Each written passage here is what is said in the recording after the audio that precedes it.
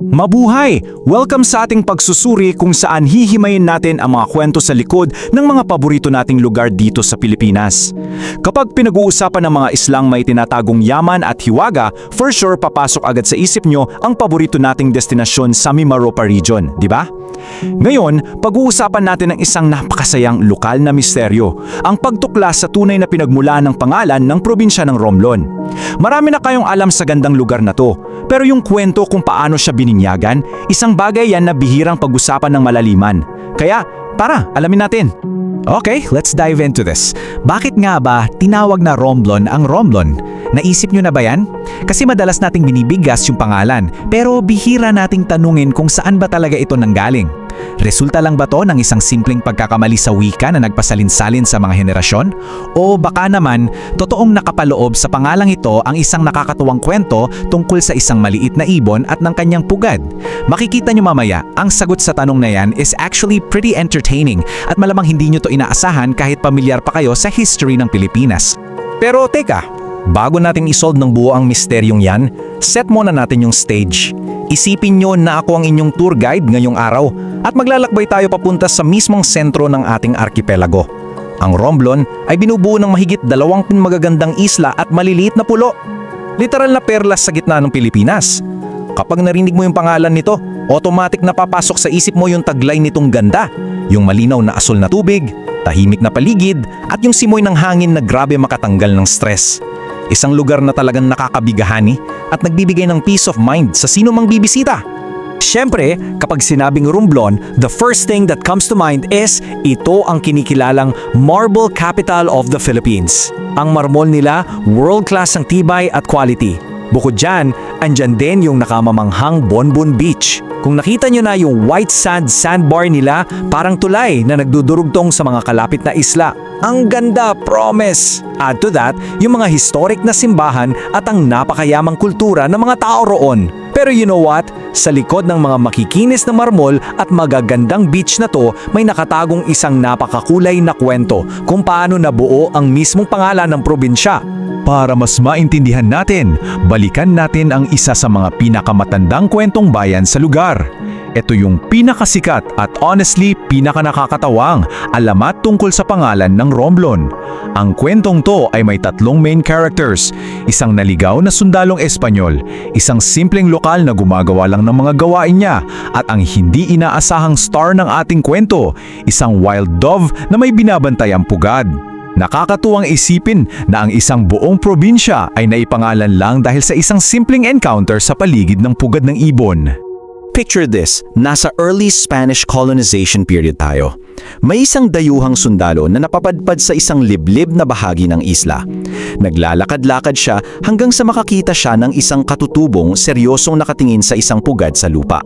Lumapit yung sundalo, itinuro ng malawak ang buong paligid at nagtanong, ano ang tawag sa lugar na ito? Pero isipin nyo ang matinding language barrier. Walang anumang salitang nagkakaintindihan sa pagitan nilang dalawa. Nang makita ng lokal natin na nakaturo yung Espanyol sa direksyon ng ibon, akala niya ang tinatanong ay kung anong ginagawa ng inahing ibon sa pugad. Kaya sumagot siya ng mabilis at sobrang confident. Naglulumam.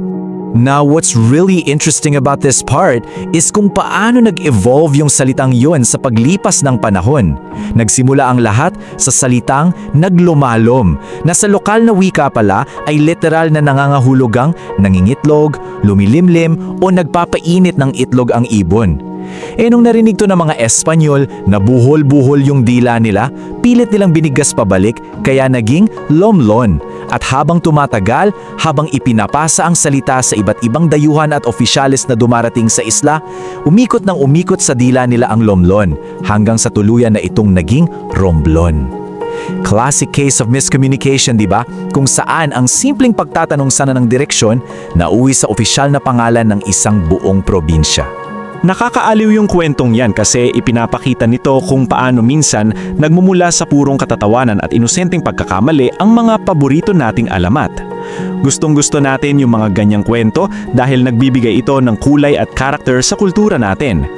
Pero dahil nandito tayo para magsuri ng buo, ipark muna natin ng panandalian ang kwento ng ibon at ng nakakatuwang Espanyol. Lumipat tayo ngayon sa isang mas seryoso at mas akademikong pananaw ng kasaysayan natin. Dito na papasok ang tinatawag na Don Blon Theory. Kapag pinagtabi natin yung dalawang kwentong ito, sobrang linaw ng pagkakaiba. On the left side, andyan ang paborito ng masang Pilipino, ang makulay at buhay na alamat ng Naglumalom at ng Pugad ng Wild Dove. On the right side naman, ayon sa masusing pag-aaral ng mga historiador, ang orihinal na pangalan daw talaga ng isla, long before the Spanish miscommunications, ay Danblon. Sa bersyong ito, walang ibon, walang pugad at walang naligaw na dayuhan. Ito ay isang formal na pangalan na mahigpit na nakatala mismo sa mga maalikabok na pahina ng mga arkibo at formal na dokumento ng bansa. So, ang malaking tanong na yon, paano naging Romblon mula sa original na Donblon? Actually, may explanation ng mga linguist dyan at tinatawag itong phonetic shift. Ayon sa mga akademiko, nung panahon ng Kastila, nahirapan talaga silang ibagay yung mga dila nila sa pagbigkas ng mga lokal na dialekto natin. Kaya sobrang common noon na ang letrang D sa mga salitang Pilipino ay pinapalitan nila ng letrang R kapag isinusulat o binibigkas nila. Dahil sa patuloy na paggamit nito ng mga namumuno, ang Donblon ay tuluyang nag-ibang anyo at naging Romblon. Baka nga hindi siya kasing romantiko ng alamat ng nahingitlog na ibon, pero ito yung teoryang mas may matibay na basihan sa mga usaping akademiko natin. Pero alam nyo, kapag pinag-iisipan nating mabuti, at the end of the day, hindi na siguro sobrang mahalaga kung aling version talaga ang nangyari.